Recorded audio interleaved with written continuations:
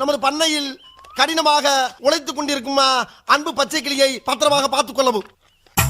ஏனென்றால் அவன் என் கண்ணுக்குள்ளே திரிகிறான்.